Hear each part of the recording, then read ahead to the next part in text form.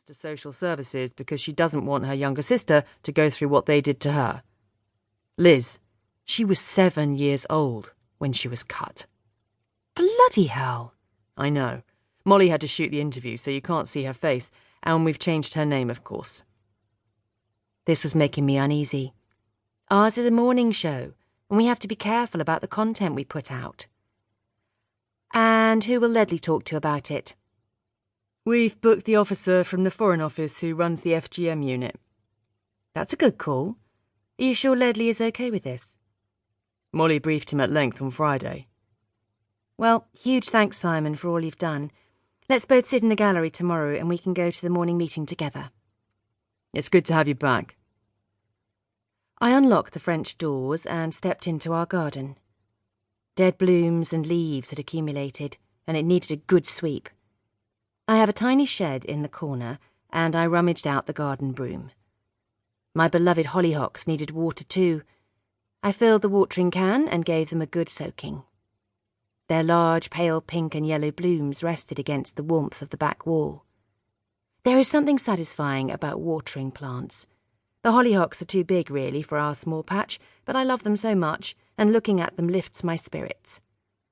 The washing cycle had finished, so I pulled the clothes out and hung them over the drying frame, which is a job I hate doing, as the frame is not large enough. I wondered if I should call Ledley and talk through the FGM story with him.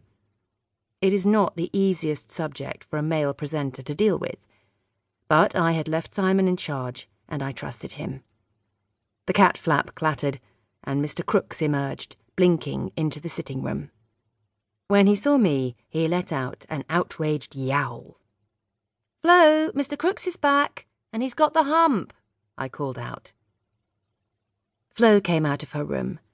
She had stripped down to her panties and a white t-shirt, and I admired her long tanned legs as she walked across the kitchen and picked up Mr. Crooks.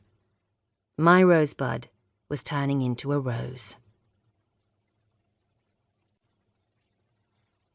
Chapter 2. StoryWorld TV station, London Bridge. I was in the green room with Lula, our celebrity guest of the day, and her father, who introduced himself to me as her manager. He was wearing a navy blazer with brass buttons and a cravat, of all things. He looked more golf club man than stage dad. Lula was in high demand, so we had done well to get her on the show, but she was a right little madam. I took her into makeup and then returned to the green room. Lula's father was being difficult with Ziggy, my runner, who served the refreshments and booked taxis for the guests.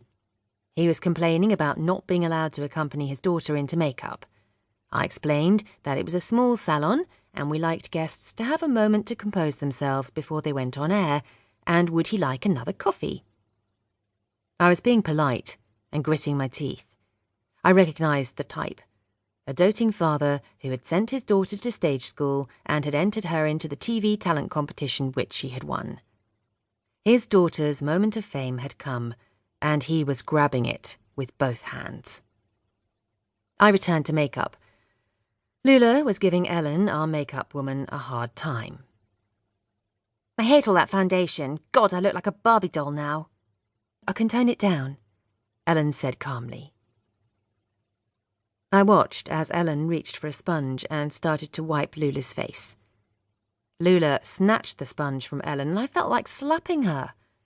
It is always so revealing how a celebrity behaves with the backroom staff.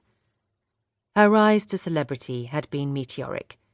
She was 20 years old, and there was a greediness and a gracelessness about her, like her father. She had a good singing voice, but I hoped that her fame would be short-lived. When the programme was over, Simon and I waited for Ledley at the studio door. As he emerged, he gave me a hug. "Hey, you're back." "That was a terrific interview with Lula," I said. "Thanks."